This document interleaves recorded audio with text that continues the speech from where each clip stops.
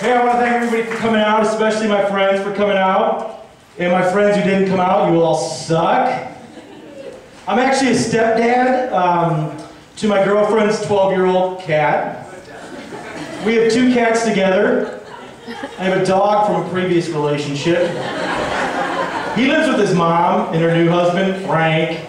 Right? And the other day, my ex calls me up and says, "You owe me animal money." I just paid for his doggy daycare.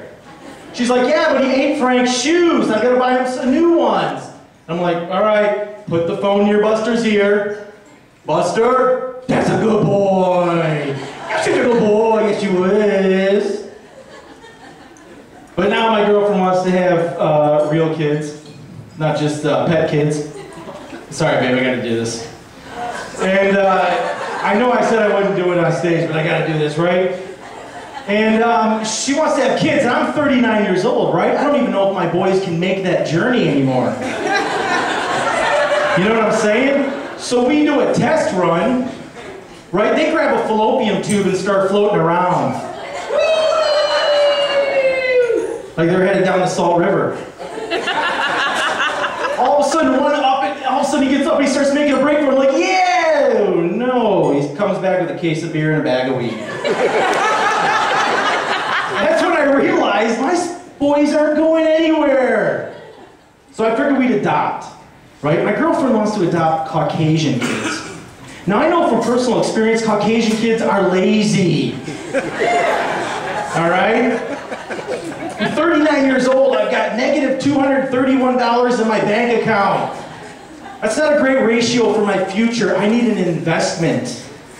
So I figured we'd adopt Asian kids. The Asian Kid Advantage Retirement Program. Or ACAR, for short. And I figured we'd adopt 2 Asian kids from Asia. I want to make sure they're authentic.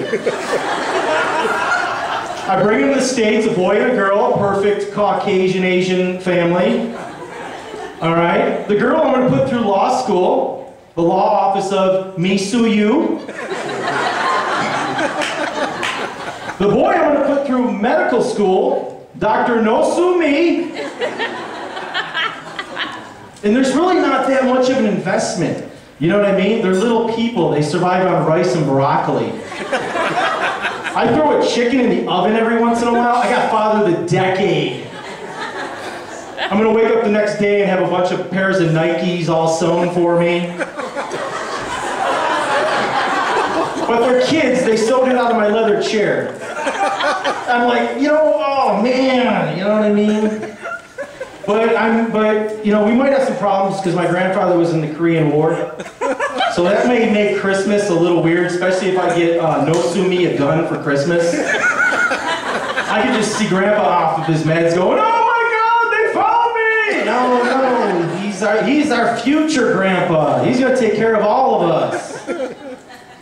But I say that, I joke around, I love my grandfather. The other day I was talking to him on the phone, and he's adamant, he's like, "Who's gonna protect this Arizona-Mexico border, right?"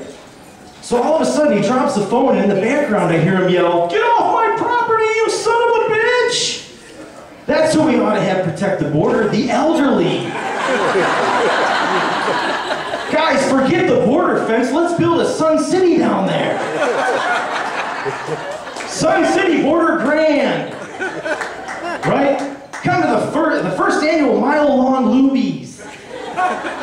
Every Thursday night, turn into illegals, get a free dessert.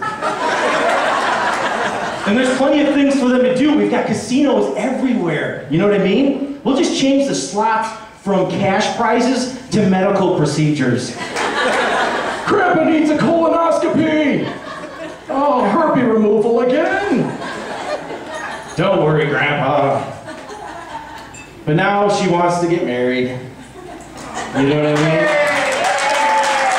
Listen, I was married when I got married when I was young, okay? I was 9. All right, it wasn't anything weird, okay? It was this little girl and I wanted to give her a kiss. Huh? And she said, "My dad said that I can't kiss anybody till I marry somebody who's rich or till I turn 40. That's what my dad said. I know, you know what I mean? The voice of an angel, right? So I said, let's do this thing. We're not getting any younger. You know, it's my first wedding, so I want to do it right. So we get the Highlights magazine, right? We do the marriage license on the back cover, right? I build this awesome fort down by the creek, right? Pallets and cardboard boxes, it's awesome. Get my dad to buy me a brand new big wheel, all right? We're at the ceremony, we're having easy baked brownies. The high C is flowing. My friends are doing shots of Tang. Some of my friends from juvenile detention showed up. They had pixie sticks. That party went till after the streetlights came on. Let me tell you what. So there we are having a great time. All of a sudden, right, I go to give her a kiss, and that's all it is. And then everything changes. The next day I come into the fort, she's like, did you clean out the Easy Bake Oven? No, dear. Did you fix the big wheel because you broke it? No, dear. Could you drop the Cabbage Patch Kids off at my cousin Cindy's? I'm like, what the H you told hockey sticks? I've got Little League in my paper route. Coach says if we win, we're going to Chuck E. Cheese. And you know how I love the ball pits? So, you know, the inevitable happened, right? She drags me into youth court. She gets to keep the fort down by the creek. She gets to keep the big wheel. And all I got was a high C habit. And the Cabbage Patch Kids every other weekend.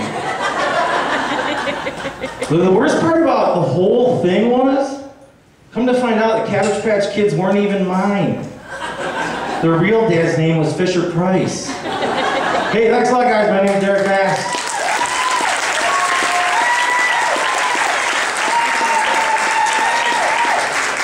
Dereck Mast.